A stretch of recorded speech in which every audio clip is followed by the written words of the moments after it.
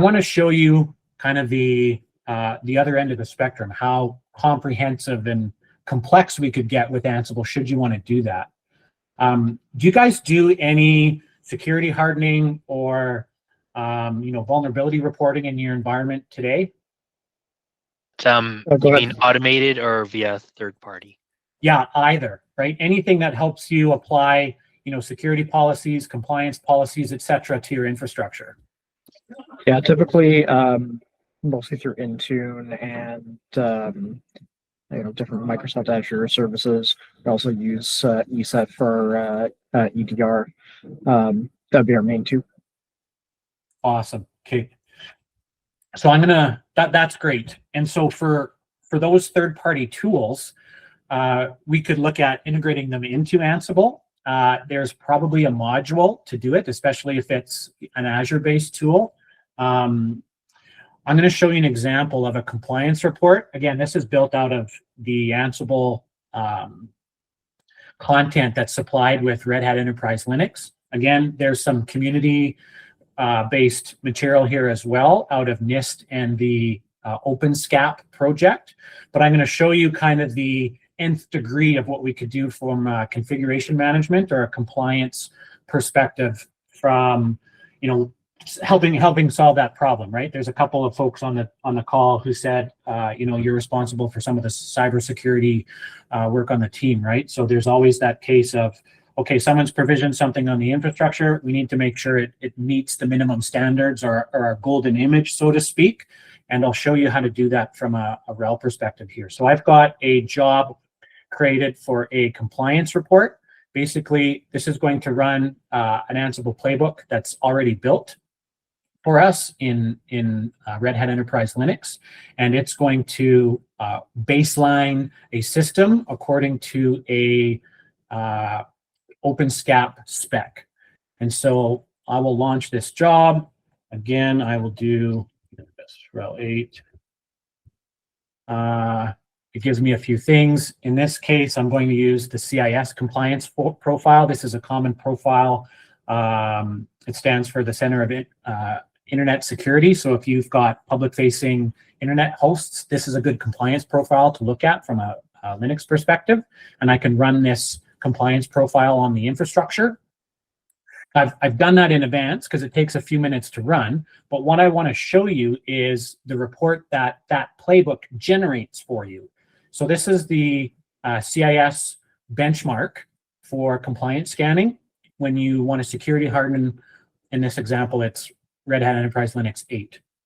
So there's an Ansible playbook that goes out and builds this report, and it also provides the report in HTML form. So this is an example of an OpenSCAP baseline scan done on a system, and it gives you a scoring, and it goes through all the different rules in the CIS compliance profile to harden a system according to a spec. And you can scroll through that and see some of the pass-fail that happens here. But as far as like understanding, okay, what state are my systems in on the network right now? We've got an automation facility in Ansible, whether it's with RHEL or another Linux platform, to be able to generate that information for you. So if you're writing some of this today, you potentially can offload that to Ansible or have Ansible execute it for you in an automated fashion, right? So I think this playbook is about 50,000 lines. It's pretty beefy, but it gives you an idea of how comprehensive we could get in some of the automation that we want to run in the environment. Have you guys come across OpenSCAP before, or is this the first time you're seeing some of the compliance profiles? Yeah, first time for me. Yeah, first time here. Okay, it's super helpful.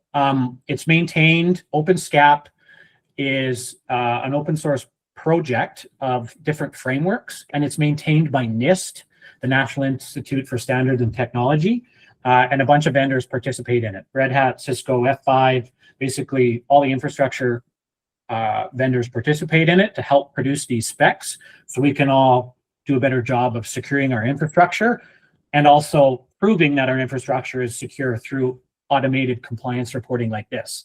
So again, you know, if you're potentially writing scripts or automation to do this type of work today already, you know, we could potentially offload that with this is already built for you in Ansible.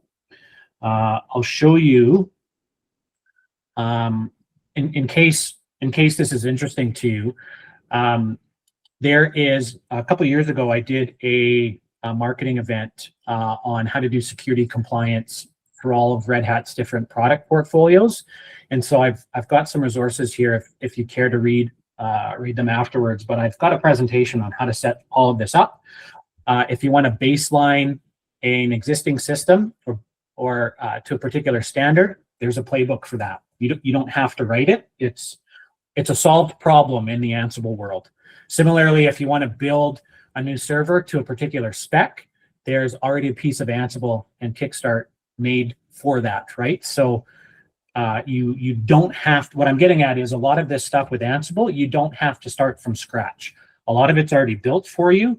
And so you've got, 80% or 90% of the way there for a lot of the automation that you're probably already doing or thinking about doing.